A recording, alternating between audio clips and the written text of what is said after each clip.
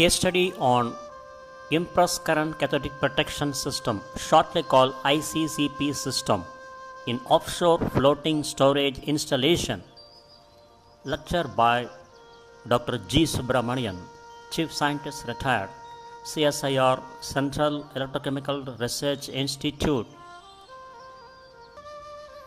Deep Water Corrosion Services Inc., that is Incorporated, USA, in 2016 has pioneered many new methods for offshore cathodic protection life extension over the years, and we have learned quite a few lessons. The following case history demonstrates not only how different the solutions are, but that they share one thing in common, that is, each solution is the most appropriate and cost-effective for the owner of the asset.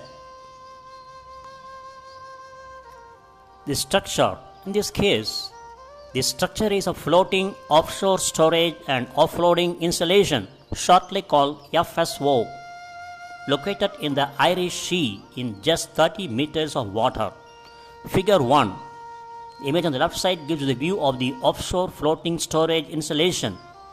This FSO in the Irish Sea requires a 15-year life extension. The front of the vessel is connected to a catenary arm mooring buoy, shortly called CARM, that allows 360-degree rotation of the hull, that is weather vanning.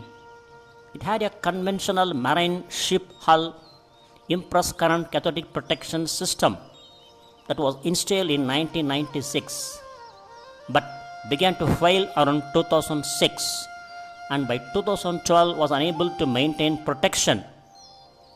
So the operator required a life extension until 2028, that is for 15 years. Based on operational records and offshore current requirement testing, it was deemed that 300 amps of retrofitted cathodic protection capacity would be adequate. Options. From the operator perspective, the most important consideration was to avoid any subsea intervention or modification to the hull below the waterline. These constraints left very few options. It was decided that a suspended anode system could be made to work if the following points were considered. Point number 1. The system needed to be engineered to address the obvious potential failure mechanisms, which were fatigue and abrasion. Point number 2. The system would have to be easily recovered. This would allow retrieval ahead of foul weather to protect the anode module, and also would allow regular recovery for inspection and maintenance. So these provisions were accepted by the owner, and a retrofittable suspended anode module system was designed as shown in figure 2, that is, the image on the left side gives you the view of suspended anode module, which uses balcony mounted recovery.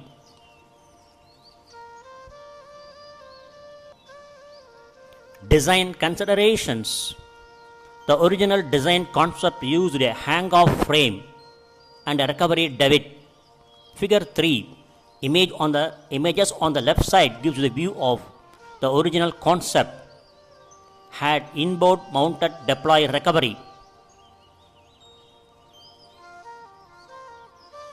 This was to simplify installation and allow stowage of the anode module securely on deck in the event that green water conditions prevailed. This was eventually modified by the EPC contractor to a full overboard balcony concept, which uses one for hang-off and one for recovery. Figure 4. Image on the left side gives you the view of the system installed AFT, shown in the recovered position. The anode system is designed to have a current rating of 150 amperes and is set to hang about 4 meters below the keel of the vessel. The mechanical design of the anode module, power cable system, and recovery tethers was highly scrutinized by the certification authorities. The recovery Otherwise, deployment winch is a simple push button and redundancy is incorporated wherever possible. Power is automatically cut to the anode as soon as the winch is activated. To track the performance of this new system, a data logger was included to monitor current and potential on the system. Operations. We included the logger mainly to understand the operational profile of such a system. Clearly, the cost advantages of not requiring any subsea intervention were obvious, but we also needed to ensure that the system was functional.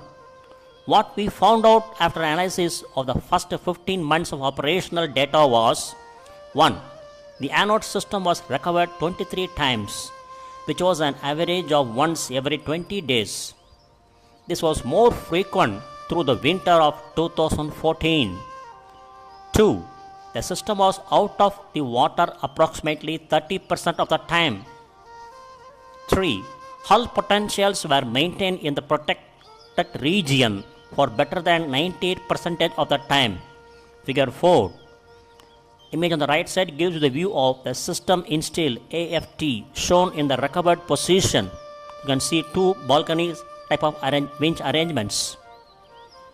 And only one region of the hull showed spikes outside protected ranges. During the first annual inspection visit, we found some localized abrasion damage to the tether rope's outer braiding, which was deemed non-critical.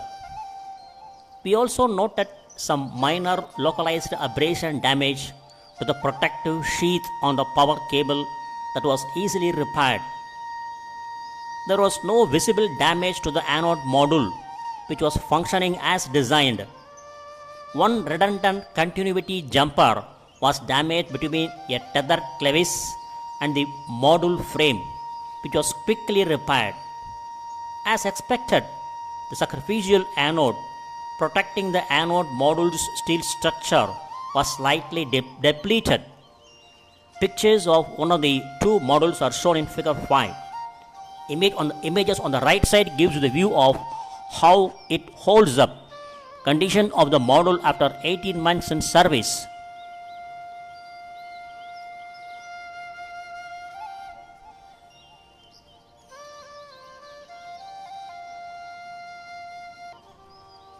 Power units and monitoring.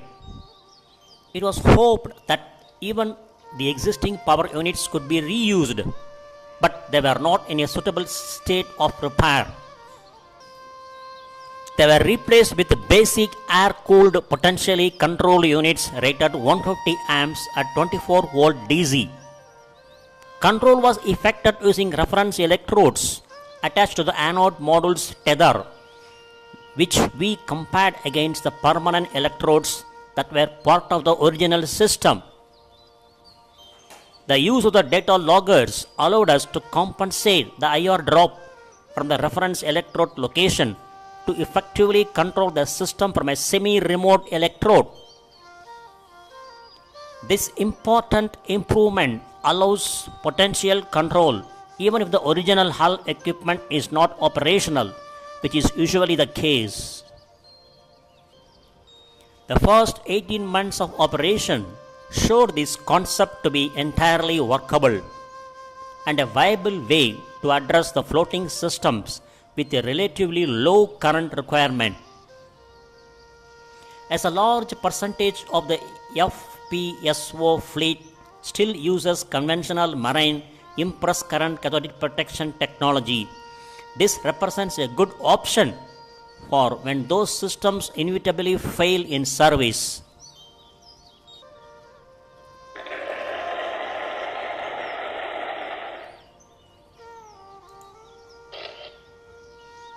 Thank you very much for watching this video, and thanks for your patience.